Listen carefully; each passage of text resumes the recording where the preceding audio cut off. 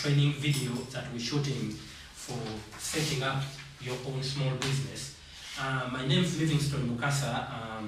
I'm a business trainer based in Uganda with an organization called Living Business Education, and we work across the developing world to deliver trainings that help people set up and run small enterprises.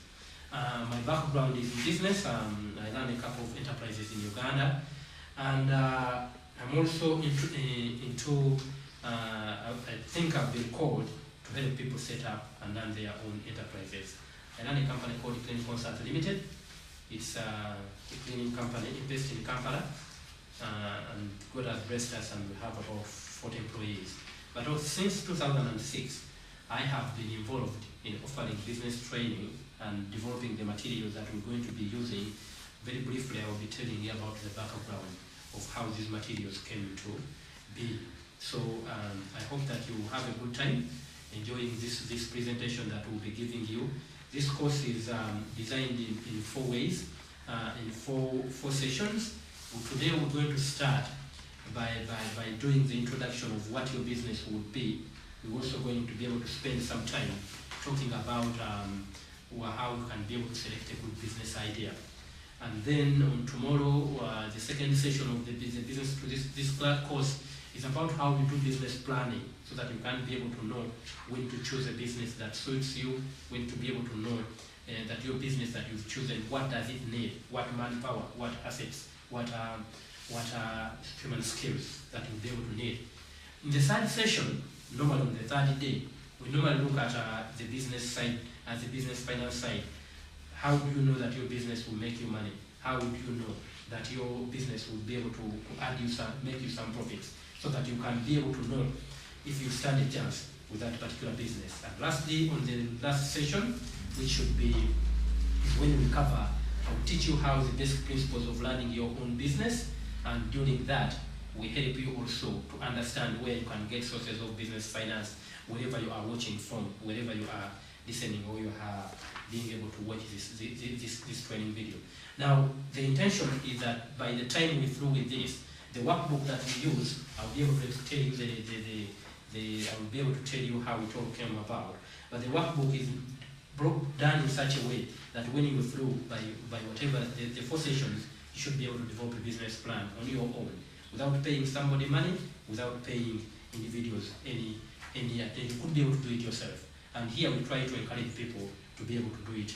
It helps you wherever you are watching this video, and that God will help you get insight and understanding of how business works. And we also pray for wisdom and guidance that we can make use of this video and this training to make a difference in your life. And we pray for strength that you can go out and persevere through problems that come with doing business, that you can be able to go out and be able to set up a business and learn it and persevere through the problems.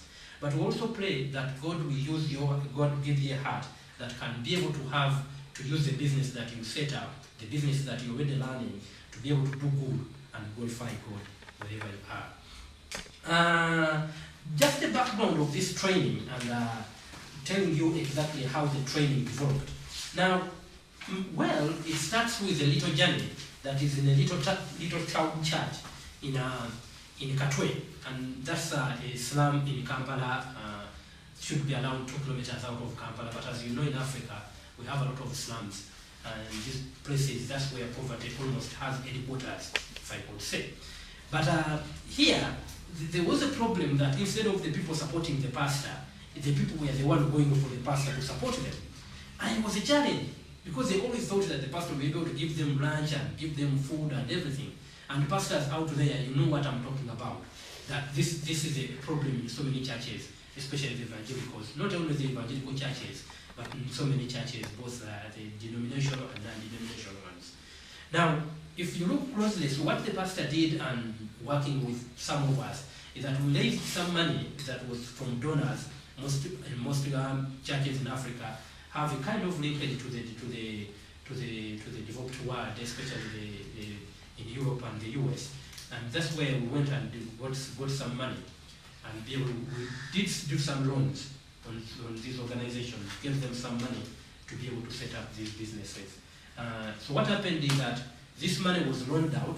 We thought that was when microfinance, or microcredit as you call it, was only beginning in Africa. No, I couldn't say it was beginning, but it was when it was booming.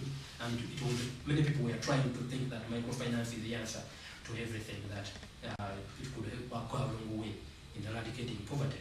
But what turned out was that when we gave the loans to these people, and after a year when we evaluated, we lost 68% of the value, as in the amount that was 68% of the money was never recovered back.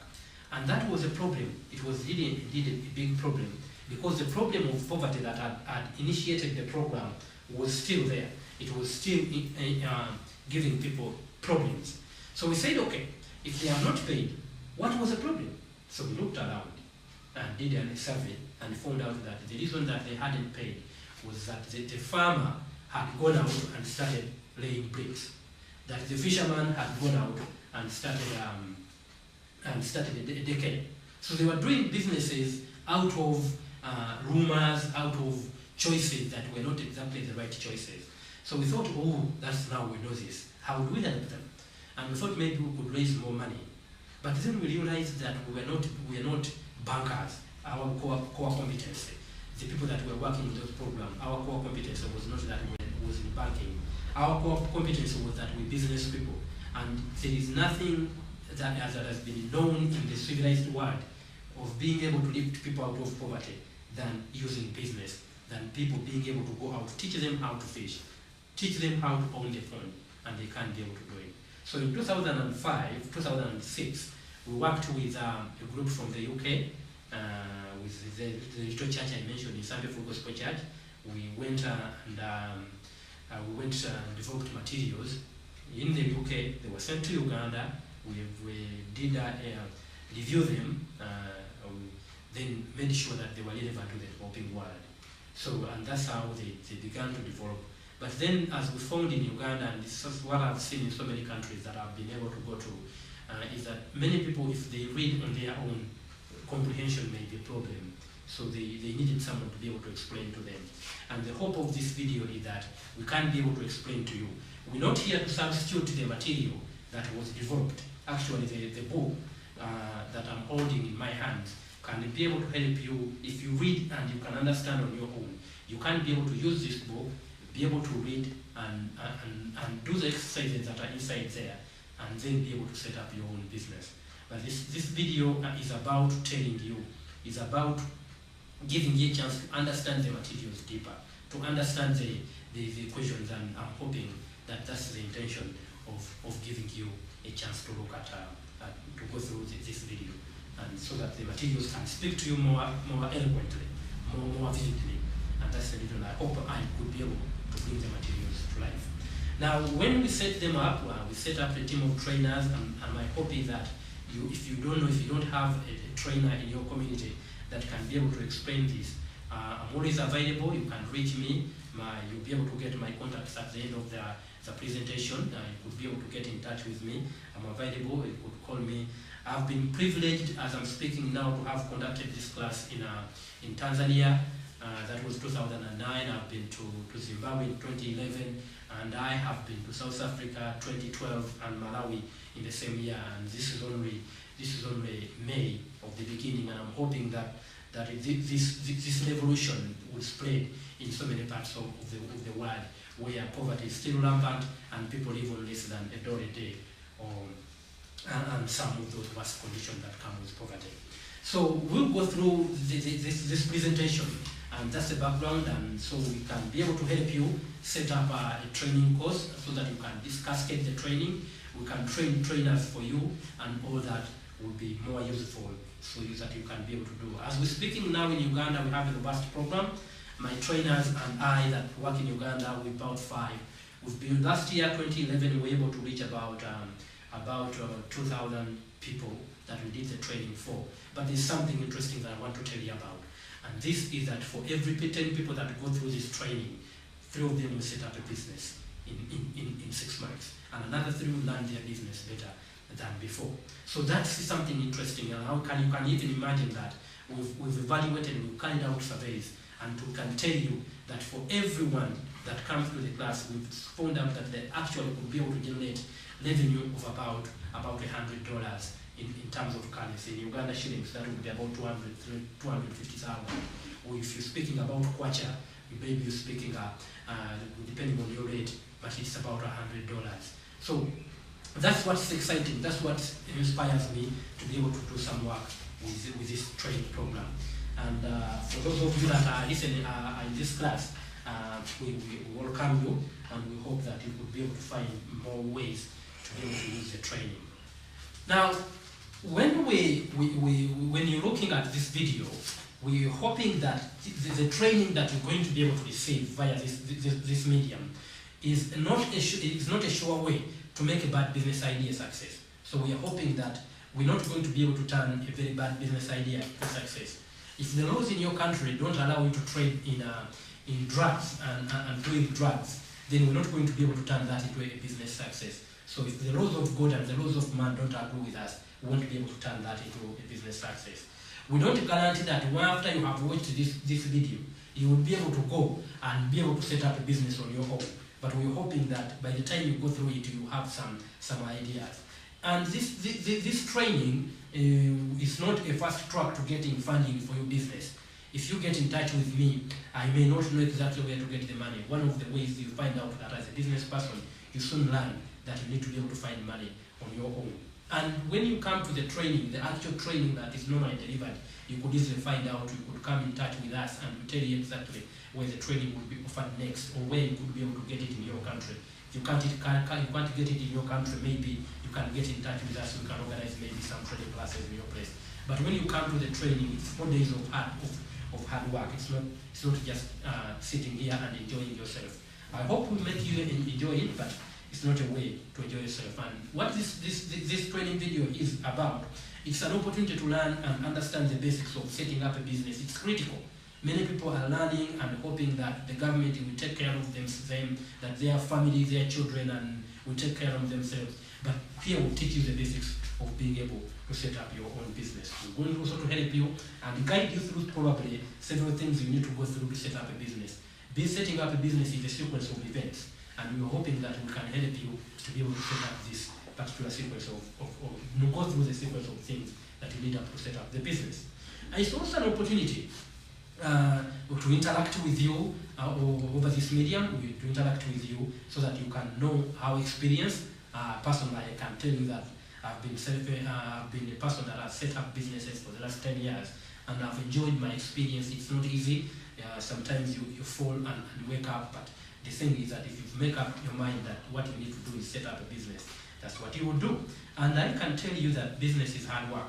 So we hope that this could inspire you to be able to go out and do something on your own and be able to set up a prospering business. And when you're successful, remember to help somebody else to be able to go out and start a business himself. That way, we can cause a transformation in our communities. Now, the objectives are clear. We are hoping that we can help you identify a business opportunity around your place. And as you have heard mentioned earlier, I've been to so many countries that have been able to do the training. It's amazing when you walk into a country and you're able to see these amazing opportunities that the people themselves are not being able to see.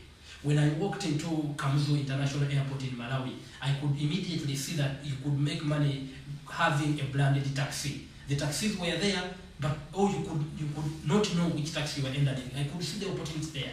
But as I told you, the opportunities are in our midst. Wherever you are listening from, wherever you are watching from, that the opportunities are in our midst. If you can identify them, it could be the beginning for you to change your life and the lives of your family.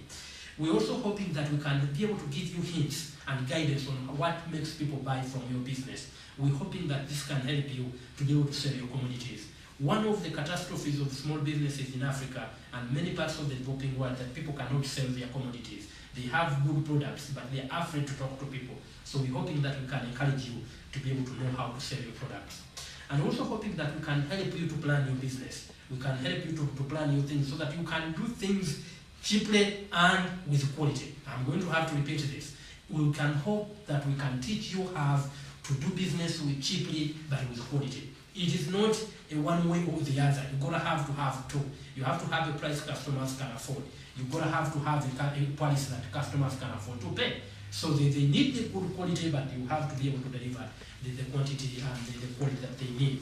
And we're also going to help you learn how to check the numbers. Now, I can tell you, when I was growing up, that people are afraid of doing mathematics. When things start going in numbers, 1 plus 1, people start saying, in heaven they say 1 plus 1 plus 1 equals 1. But in the world here, 1 plus 1 plus 1 equals 3. So there is always a problem with mathematics, and I don't want you to get afraid with numbers. The only way you can ever know that your business is profitable is if you can look at it. If you can look at it and know, I made these sales, I made these expenses, and what is left over is exactly this amount. Is it a negative? Is it a positive? And then you can know. And sometimes it's not just enough to make enough profit. It's not enough to just make profit, but have you made profit, enough profit to sustain your business? And that's what I'm hoping that this training video can help you to be able to cover. And obviously, like any profession, business is about principles. A doctor is told life is sacred, so you have to take care of it. We in business, we teach people, take care of your business, and it will take care of you. So there are these principles that you need to be able to be aware of, and this is what we'll cover in our fourth and last session of this video. So we're hoping that as you listen, we can know that we expect you, as you go through this, is that you have to be able to listen carefully, avoid anything that can distract you, and not be able to listen. If you need to pause the video, pause it, and be able to listen carefully, and so that you can be able to understand how the training is. And also, this is important, this is part of the rules that we're setting up down, is that I suggest that you go down to the website as we go through the training, that you pick out the workbook that we need you to have. If you go to this website, I encourage you, go to this website that I'm writing down here on the flip chart, and pick out workbook 1, version 1.6, so that as you listen to the training video, you have to have this workbook. And if you don't have it, then you can't be able to do the exercises. So I encourage you, when you can pause and do the exercises, but it's important that you have that workbook with you. It's free. If you go to the website, you'll get it for free. I want to emphasize this, that when you go there, you'll be able to get it for free. And after all, you just need to do is download it. And when you download it, it can be able to help you and be able to answer the exercises that will be following. So that's important, and I'm hoping wherever you are, you find that in the community that you're living in the country that you are living in, and that is what you call your home country, you find that in every community they will have things that worry them, that are hopes, and they will have things that concern them, that are concerns. Now, what happens is that in most communities we have been, and I have been privileged to do probably more than 60 classes, more of the classes that I've conducted, but you find that in every community you go into, they will have a lot of worries, and they will have a lot of concerns. So you find that most of the places where we have visited, the concerns would be taxation. There will be issues with taxation. There will be issues with increasing population, and there will be issues with climate change, as they call it. Climate change is becoming a problem. As I told you, in Malawi, they are having more and more floods that are coming in, and you have other people are worried about family issues, a concern, family issues, the high dependency that comes with it, and you find in other places, you find there are issues with deforestation. If you've been at a community that is losing a lot of, they can't find food, and obviously they normally list increasing levels of poverty as reflects to their businesses, and competition in business. They have a lot of issues on those two, and they will have things like you find that those are some of the issues that probably you'll be able to find that are available in this. But then you could also find that the hopes are normally improving economy. If you live in a country that has been having an improving economy, then you'll be able to know that this is the answer, and it tells you that having skills also is having skills is also a way of having hopes, and then they also access to capital if they can't be able to access it. Access to capital is also sometimes as a hope, and then that's the lady who could say that access to skills, access to capital, and to capital equipment, and so many. I encourage you, wherever you are, be able to go to have lists like this, and be able to go on this side, and be able to put in.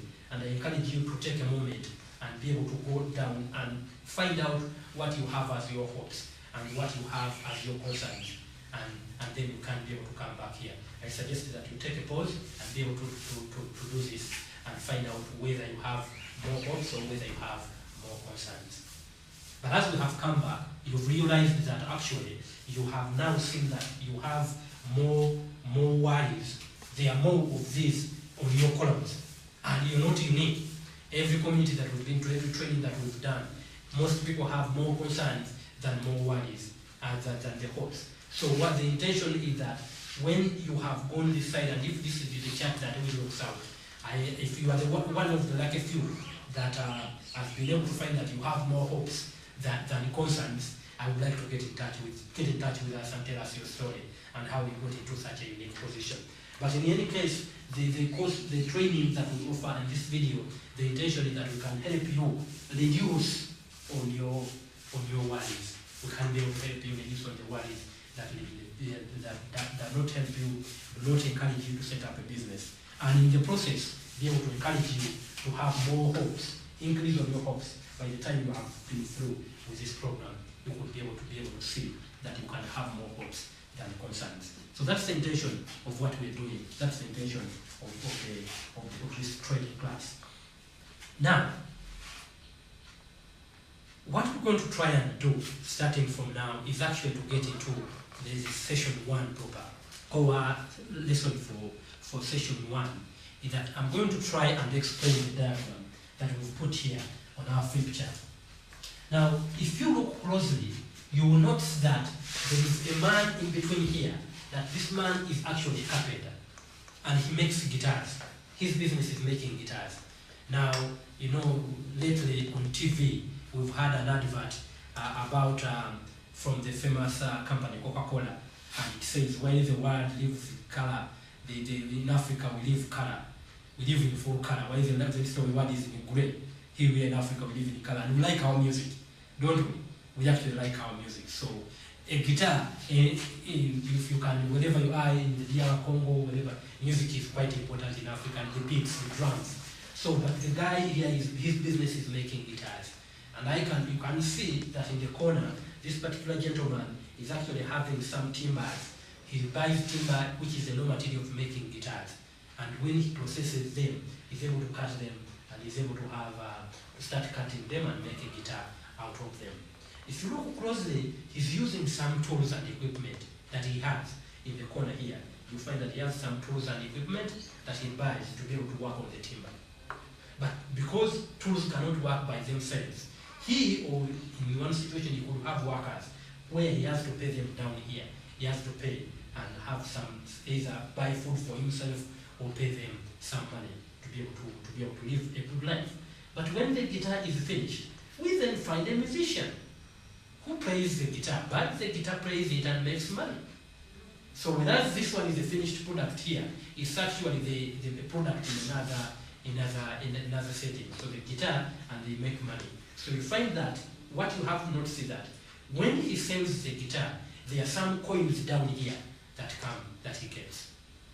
Now, depends on how we call your money. In Ghana, it's the cedi, and we have the kwacha. In Malawi, we have the Uganda shilling, the coin. So whatever you call your money, this guy makes some money that comes into his business.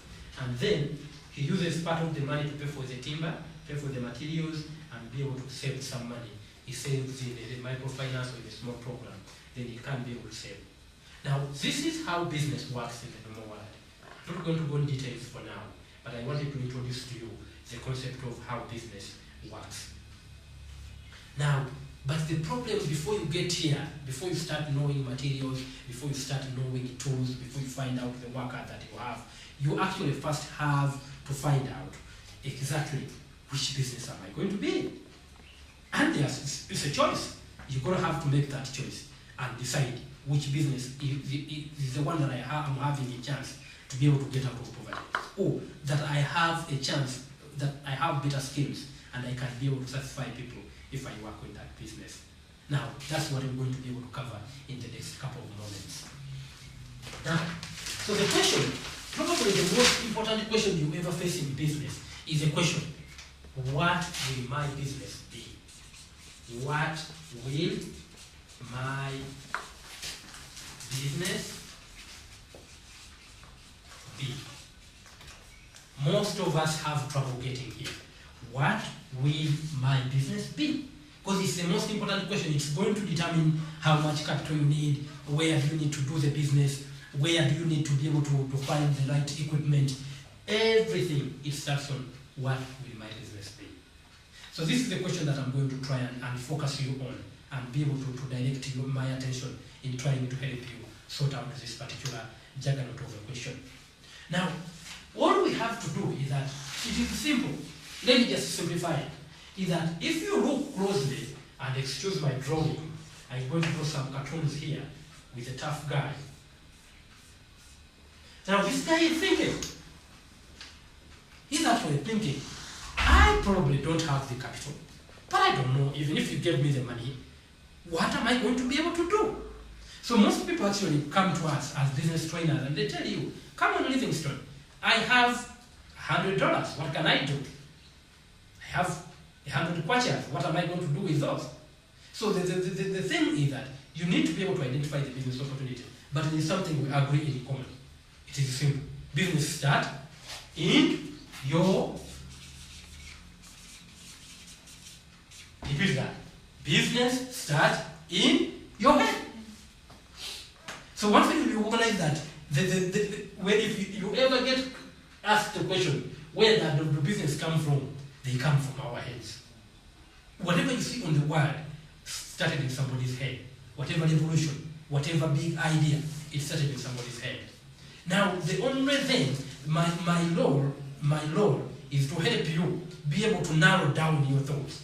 And I can tell you, having gone through this training and done it myself and learned businesses, I'm always facing an idea crisis. Because I'm always getting these amazing ideas about businesses that I could be able to start. But I know my limitations, I cannot start all of them. So you've got to be able to choose out some of those that come with knowledge. So when you know that the business comes from your head, all we are helping you to do is organize your thoughts. So the whole idea about here is to help you organize your thoughts. And then we're going to give you a sequence that helps you to organize those thoughts into something that then you can call a business idea. Now, having covered that, we then look closely and go down and start to say, if you want to organize your ideas, organize your thoughts, let's start. Number one, where do you live? Where do you live? Work? Pass? So, this is your environment. So we could easily use the word environment here. Where do you live? Where do you work? Where do you pass? Where do you play? And I mean play and play. So the thing is that then you need to know where do you work. Where? Because in all these areas, you're going to be able to find people living there. There are people in our environment. So then the question is, if there are people there, the second question then is, what kind of people? What kind of people live in this environment? And I believe in so many communities we use In so many places we use the word community. How many people? You need to be able to know what kind of people live in this community. Where do they live? What do they do? What kind of people? And we encourage you to give them names. So then the third thing is that the third step is give them names. Give them names. So when you have given them names, then you can say, these are some of the common names that people will then have to use. Is that you can say, and we have children, then we have women, then we have youth, then we have teachers. In Uganda, we have a group of people called border borders. Border borders are these people that do motorcycle taxis. We call them border borders. And then you can also look at, let's say, they are shopkeepers. So many names, etc. There are many names that you can be able to use of the people that live in your community. And then once you know these people, at least now we know, we move in. This is where I live, this is where the community the environment that I'm in, and this is where the kind of people that are in these communities. So once I get here, then the questions become interesting. Then, if I look at the kind of people that I have identified, I need to be able to understand what are their needs. What are their needs? This is number 4. What are the needs? The needs of these people.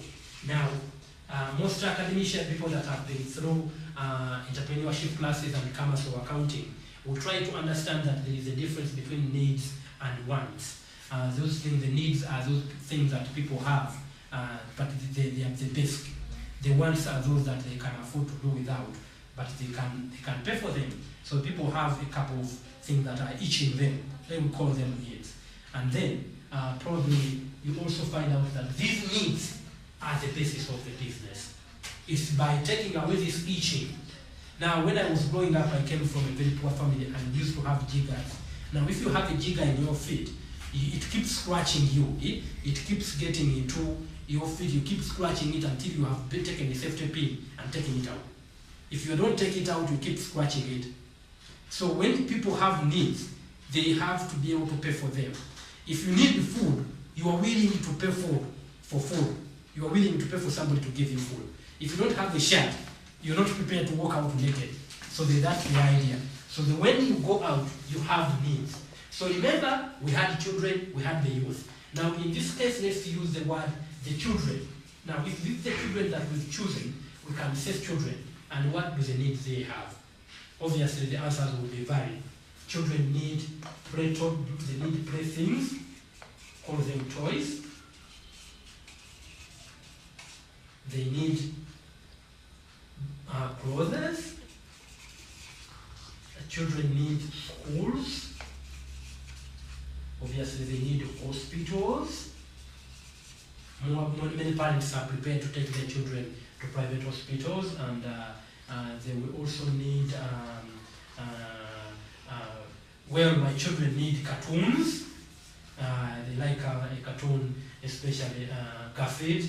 If you know Garfield, if you've been those cartoons, they need these cartoons. And in most cases, then there are so many other things that you have. But obviously, children also need food, and they also need water, and they need snacks. So the list goes on. So what I encourage you is now to take a pause and look at the needs of children. I can encourage you to be able to go out, at least 100 of them, for the needs of children alone. And then you start to see. And now remember, we had so many people that we are listing for. You have not listed for the youth. You also can find 100 needs that they have. You have not found about the men, what lists do they need. So you list all of those, and there you are able to identify, you're starting to see what the community needs, and be able to identify all these into and see how we could be able to go about them. So that way you are able to see the needs that people have. But it is important on question number 5 to ask yourself something like that. These are the needs that I've seen. How many of these are they prepared to pay? how many are they prepared to pay for? So that's an interesting thing, because people may have things that, like I mentioned, that they may want badly, but they can't afford to pay. In Africa, so many places, if you go into the government hospitals, you find a long line of people that want medical services, but they can't be able to afford to pay. And no. So the thing is that even in schools, there have been an introduction of free primary school in many countries, but you find that those schools have many people, and yet they are private schools that maybe they are not unable to pay. Now you need to analyze, are they prepared to pay? And the important one here is payment. And I want to make sure that this is paid in capital letters. Can they pay you to be able to do the service for them? How many of those are they prepared to pay for? So then you are identifying, you're going through your thoughts, you're going to arrange them and being able to do. Now, those that you start saying that I imagine that the one they can pay for, now I can tell you one thing, is that most parents will be able to buy clothes for their children. And then that means the children, even if the parents are the one paying, this is something that they could say they can be able to pay for that. And most people are willing to pay for food. So if you're saying anything to do with food, they are willing to pay for. But then you may find they're not willing to pay for schools, or they're not willing to pay for hospitals. But if you, as middle class parents are the ones that I imagine, and even the videos are becoming cheaper. So more parents are willing to pay, at least if they have a video player, to pay for cartoons for their children. So then you are choosing something that they can't be able to pay. And there, you now have something that is coming over the year. And you know now, what is happening is that these things, you are organizing down the thing that you need to be able to do. And that's the main point that we're trying to be able to drive the point forward here. Now, when you have gotten those things, and now I have identified clauses as children clauses that they can be able to pay. Now, the question number 6, which is important, is also question number 6, is that question number 6 becomes critical, is that number 6 asks, are you happy? Are you happy? Are you happy to provide that need, provide for that need, for that need? If you have identified a need, are you happy to provide for that need? That's important. Are you happy? Because I can tell you, many people get excited when they're starting businesses, and they forget that when you start a business, you're going to be doing that business for the next, how many years, I don't know. I've been doing a cleaning business for the last 8 years, and many people have been doing the same business for 20 years. So you need to be passionate enough. You need to be passionate enough about the idea that you have chosen, so that you can go out and be able every day to wake up and feel inspired to go out and do something about that. So that's the idea that we're looking for. Are you happy to provide for that need? And then, obviously, here we have a calculator D. Is and for those that believe, here we are glad to work with people of faith or none. But here myself, I'm a Christian. So we as Christians and people that believe in God, we say that is God happy for you to do that business? So here is also an important thing. But maybe you could also say that is the state happy? Is the government happy? You could be able to do something that the government considers not legal. Now I can tell you one of my interesting travels. I was traveling through a country, I was traveling through Malawi, and there is a road as you're coming from Lilongwe to go to Blantyre. That road is very interesting. When you get to a certain patch, on the one side of the road is Mozambique. On the other side is Malawi. It is the same road. So people here are living in another country, and these people are living in another country. Now in Malawi, the law says you cannot sell petrol in jerrycans. But in Mozambique, I think it was okay. So what people were doing, okay, if you want petrol, please park at the other side. But if you park at this side, the police will get you. So that was interesting. So if the government happy, becomes also quite an interesting aspect. So you look at this, and when you finally have gone through all the questions that I have identified you, and then you have what we call your business idea.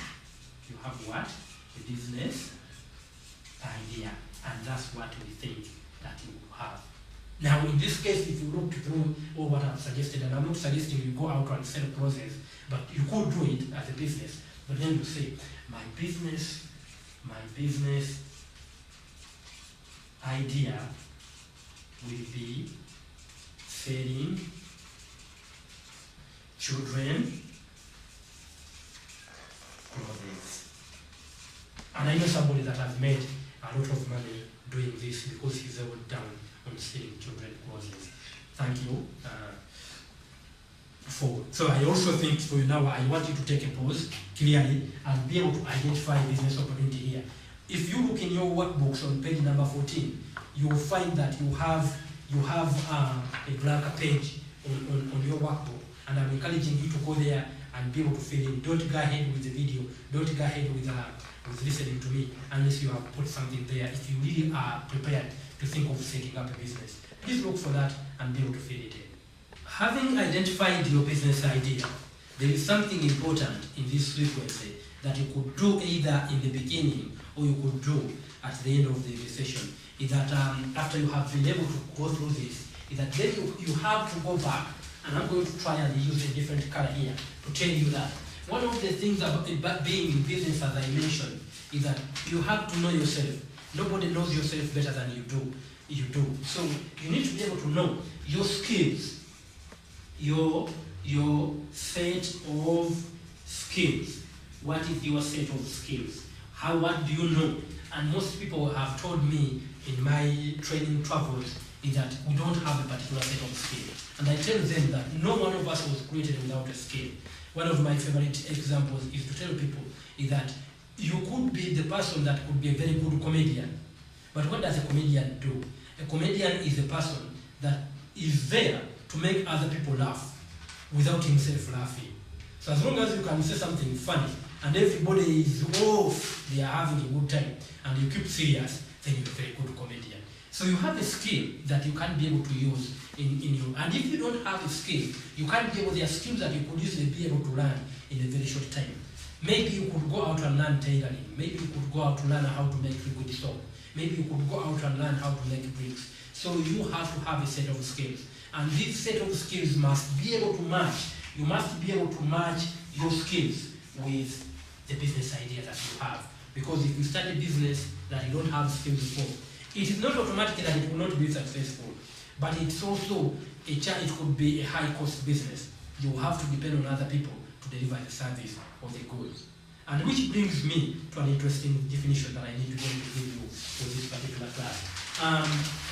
The definition that I'm talking about is that you have to be able to understand that there are what we call products, and there are those that we call services.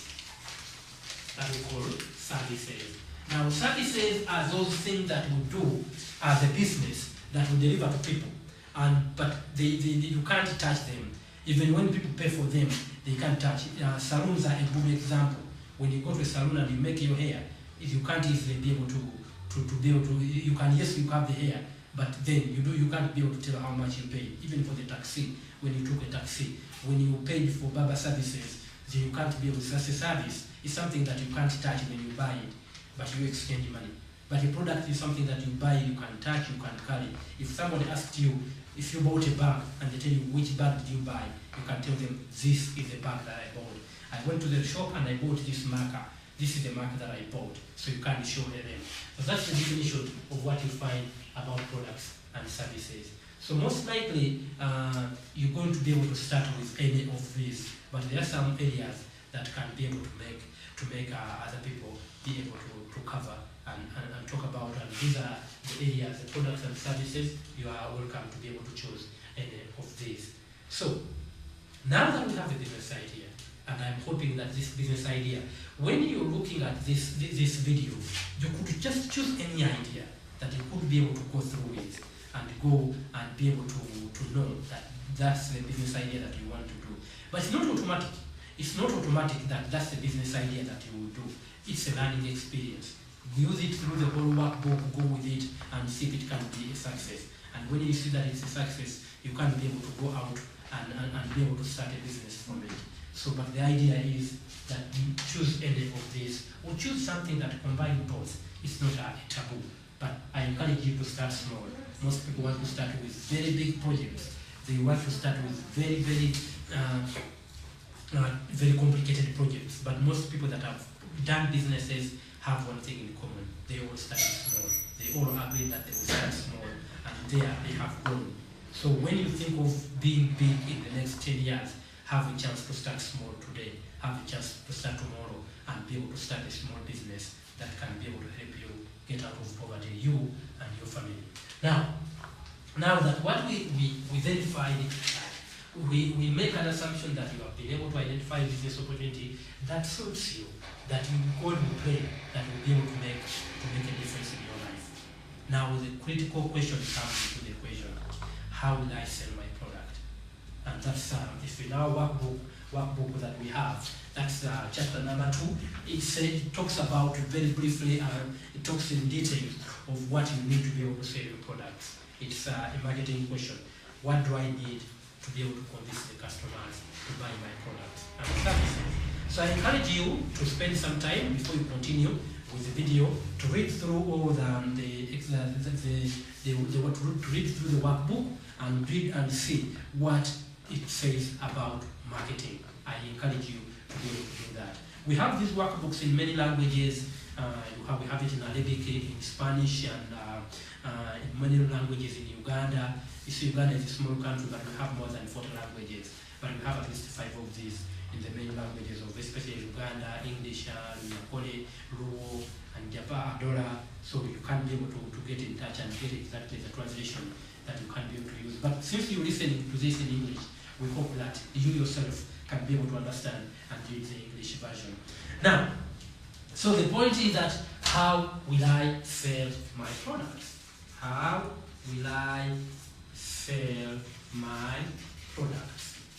Now, as a graduate of marketing, when I went to college, I studied marketing. I know it takes a lot of energy to be able to break into the market and be able to sell a service, be able to sell a product. But the issue is that you're gonna have to do it. There's no excuse about it. You're gonna have to be passionate about it. You're gonna have to be able to sing a song. Now, allow me a little bit here to deviate and try to tell you about something. That if you're a young man and you haven't gotten married, I'm married, but if you haven't gotten married, you're gonna have to tell a lady something. You're gonna have to try and tell someone that, hey, lady, I'm in love with you and will you marry me? But it's not as easy as that. But in business, we say, hey, I have a product I'm selling that I think you need. Will you buy it? Will you pay me some money? It's not that is a difficult question. That is a difficult undertaking that you are able to do. So we encourage you to be able to go out and be able to read through the workbook and be able to. If you look closely, you're going to be able to set up your own business. And if you set up your own business, you're going to have to convince people to buy from you. It is that simple. Here is a business, here are customers. If you don't have business, if you don't have customers, you don't have a business. So the most important test you're going to pass is to be able to encourage people, to be able to talk to people, to be able to convince people that what I'm saying is worth paying for. So, and that's the reason why we're spending some time here talking about marketing. Now, there are so many definitions of marketing. I'm not going to get academic. When we're delivering this training, it's not about how, it's not from a professorial point of view. It's not that we know it all, but we want to tell you that this is something that is important. Now, from history, there are many great people that you can read about, and one of them is Henry Ford. In one of the comments he made, he said that if you have a good product, and you really have a good product, you don't have to dig or prepare the way to your workplace. People will be able to find out if they come. They will be able to just dig the way by themselves because you have a good product. Now that was feasible maybe in the 19th century. In the 21st century, it's been a different ballgame. People, you can actually have a good product and nobody will be buying from you. But if you come, if you take the time to actually come and be able to, you have to go out to the market and convince it. So that's our belief when we are delivering these classes, when we're doing the training, that we convince you go out into the market and talk to people, learn how to talk to people. And there's some things that you could be able to do when you want to learn to talk to people, is that you have to learn how to approach people. Have you ever sat in a taxi and somebody next to you, you found it very easy to pick a conversation with you? It's because some of us are introverts. We want to keep to ourselves. And not necessarily because we don't want to talk, but some of the best conversations that I've had on bus journeys and taxi journeys and plane journeys have been because I dared talk to somebody. It's through that conversation that then you can be able to talk to people. So if you have a product, you don't know if somebody does not need it until you talk to him. So I encourage you, if you have something and you feel, be able to open up to somebody. And when I went to marketing school, when I went to business school, they told me that you have to have two things as a businessman that are important. One of them is ego drive. Ego drive is the ability to knock on a door if you've been rejected on the previous door. It's as simple as that. Knock on another door. Even if you've been rejected, knock on another door. Maybe that door will open up and it will be worth it. But they also told me empathy. Empathy is the ability to feel like the customer feels. So if you don't like to get cheated, why do you cheat somebody else? I walked into a Forex bureau and somebody gave me an extra $100 in terms of the change he was giving me. But then I recognized that this person maybe was earning less than $100 a month. So if I walked away, you only treat people the way you are like to get treated. So that's important in marketing, and that's part of how I sell my product. But we have a common example, as I've been saying. You learn how to talk to people and know which way you can be able to introduce. And we have some common nice stuff. They say, that looks nice. If I may ask, how can I get it? I find systems more of a chore each day. Don't you find it as also difficult to do? Those are the common questions. Please find out the common questions that you can use to be able to start a conversation. And I really like these conversations. Someone is a stranger, and somebody, I don't remember exactly who said it, that somebody is a stranger until you talk to him or her. When you talk to somebody, in the next couple of minutes is no longer a stranger, is somebody that you know. Okay. Now, so the thing that then you find out is that there are ways you can be able to sell your product. Now I'm going to take an example from Uganda that we have been out that way, but I know is applicable in many communities that have electoral democracy. Now, if this is simple, think of campaign time. Campaign time, or call it elections, when politicians are looking for votes, and start thinking of the tricks that they use to be able to get these votes. And these tricks are bound to include canvassing for votes. They are going to be including canvassing for votes, being pleasant and polite. Even if you step on him and he's a government minister, he will not do anything bad. They will include gifts and free dances. That has been going. They will include rallies. And they will include campaign agents that will go out and say nice words about them, and so many things. I want you to talk about this, go further and details, and be able to add on a list like this. But they show you that they need something. In as much as when you vote them, they will forget you. Most of them anyway. They will forget you, but they have tricks that they use to be able to deliver a point about this. So then, the thing that then we find out is that if you have a product, be able to do something about it. If you have a little shop that you've set up in your community, at least all the households in the village must know about it and why it is good. Somebody made a comment in one of the trainings that we had, is that his father used to operate a shop. But he told him, my son, I'm going to take you something. They would lock themselves over on a Saturday in the same shop and change the soap from one corner to the other, the sweets from one corner to the other, and everything. So when the people came the next day, they would say, hey, you've stocked more stuff here. But the problem was there was still the same thing, except that they have been changed from one corner to the other. And his father was not trained, but he was a smart business person. So you really have to find a way to convince the client. And I like to convince the client in a more genuine way. But the point is that you really have to find ways to be able to sell to the client. So the point is that marketing is important. And we say marketing is too important an activity to be left to the staff alone. So don't be quick. I have seen this and I've been a victim of it. If you are too quick to hand over all your marketing activities to another person, you'll be getting into some serious trouble. So marketing, I want you to think of ways how you can sell your product. Go out, spend some time, think of ways. If you make that product that you did sell, if you make the children clothes that we mentioned about, if you're going to make those, if that's going to be your business, how are you going to sell it? So I am important. But there is something, the feeling you have when you've made a sale. Our boys have been known to be naughty. If a lady says, yes, I will marry you, you're not going to sleep that night, are you? Probably certainly not. If she says yes, but if she says no, you're certainly not going to sleep too. So whichever way it goes, you're going to get into trouble. But the most important thing is, did you dare ask the question? Or you chickened out and said, I'll say it tomorrow. You know, when I was also growing up, I got into the same problem.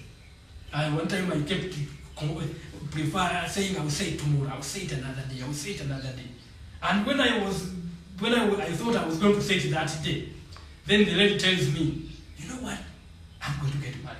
Say, who came first before me? Say, were you part of the line?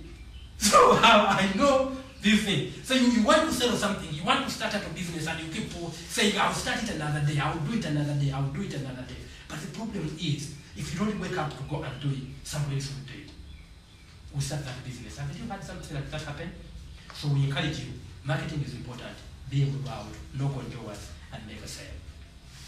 Now, as we wind up the first session of this question is that, then the other important thing that comes into the equation is that before you make that sale, before you go out and make that sale, you're going to have to go out there and do what is called market research. Now, this is not something I'm going to spend a lot of time on, but I'm going to try and elaborate and be able to know. Now, market research is simple. You go out in the field and you find out how many customers are there, what do they buy, when do they buy it, how often, how much, when, in the morning, in the afternoon, how do they walk, what type of clothes do they put on. The more information you have about your customers, the better. But you can't know, you cannot make a judgment without going out and looking at them and telling them and being able to find out these answers. The good thing, if you live in the same community, you already know some of these answers. You know how many people live on a village. It's until I was doing some research for a product that I found out that on average a Ugandan village is 110 houses. Did you know? But then in another country I found that they also had another. So the village in Africa is likely to be 100 houses. If you live in the densely tropical belt of sub-Saharan Africa, where the agriculture is still densely practiced. So that's the village. So you need to find out this data and be able to use it to your advantage. Because you cannot cook landless. You have to have some figures. And the only way you're going to do that is if you go out and look for that data. If these people eat, what food they eat, in what combination. You know, companies like Unilever, I've seen them operating in so many countries, they are multinationals, but they know which flavors Ugandans buy in Loiko and which flavors Kenyans buy in Loiko. That Loiko is an additive to stew, to make a good stew. So you have to know what your market needs and how they eat it. The way we eat posho the way they eat posho in Zimbabwe is not the way we eat posho in Uganda, and actually even the names differ. So you have to know what does your community know, and the only way you're going to do this is when you go out and you are able to do and find out these answers. How do they buy? When do they buy? How often? Those are the questions that you need to ask. And there is a question, if you read how do I sell my product, that is there. The question is that, and you also have to do some competitor research. So here, I would encourage you to do two things. There is what we call customer research and competitor research. When you go to research, competitors are those people that are likely to be competing with you if you start your business. These people, they only have one thing in common. They are happy if you are out of business. But they are not your enemies. But for them, when you come, you are taking their customer away. So the point that I try to encourage people is to know, go out and find more about your competitors. Basically, you have to find out both the horizontal competitors and the vertical competitors. The vertical competitors are those that you are offering the same service, the same product. But then the horizontal competitors are those that you are offering a similar, you are meeting a similar need. So this is similar need. This is a similar need. This is similar product.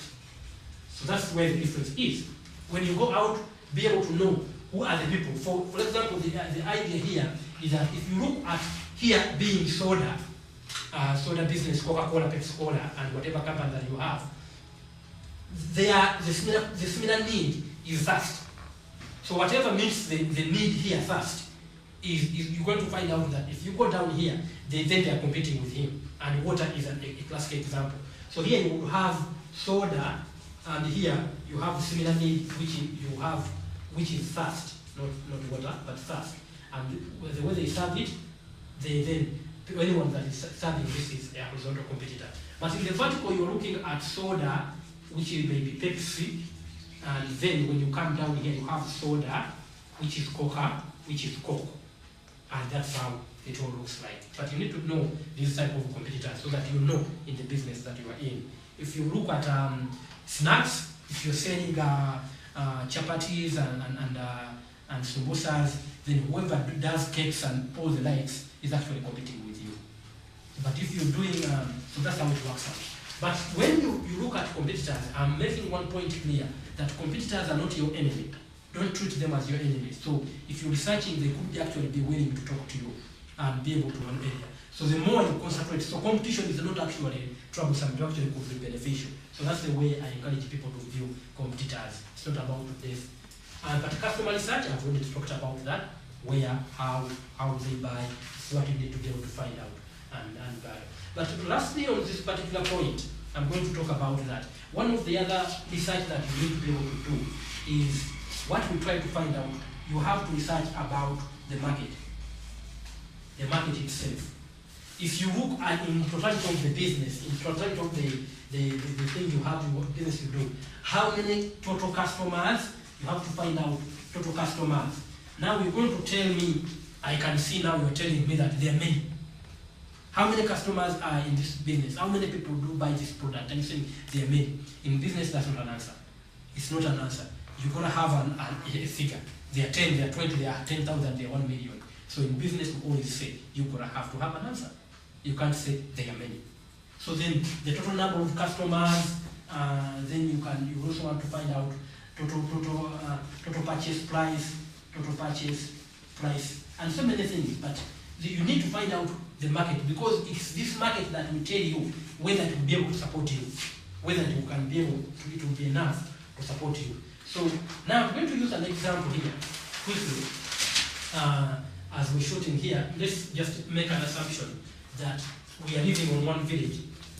We said there are how many houses on a village, and I remember saying there were about 100 houses on a village. Now, if there are 100 houses, we could assume that there is one man in each house. And maybe I know there are some communities that are heavy. Let's assume that on one village there is one man in each house. One man in each house. So I will stop it there. So if each man buys three trousers every year, 3 trousers every year, then we can safely say 3 times 1 times 1 times 100. So the answer would be, these would be 300 trousers that are being sold on the village each year. I think that's clear. So every year there are 300 trousers that are being sold in this particular village. Now we need to find out how much is the cost of each trouser. Let's say each trouser is $10. Each trouser is $10. So, but if you say times 300, so you find that trousers worth $30,000 are changing hands in this particular community every year. So then you could say being one of the people that is going to sell trousers to these men, I need to take 20% of this market, 20% of the market. To take 20% of the market, then you're going to be able to look at maybe generating sales of $6,000 each year from selling trousers, and that would be your business. You know that at least, because now you know. But what if you said, I can sell, if you looked at these were only $30,000, but you said you can sell 60,000 US dollars. Obviously, this is not possible. You know how that helps you now.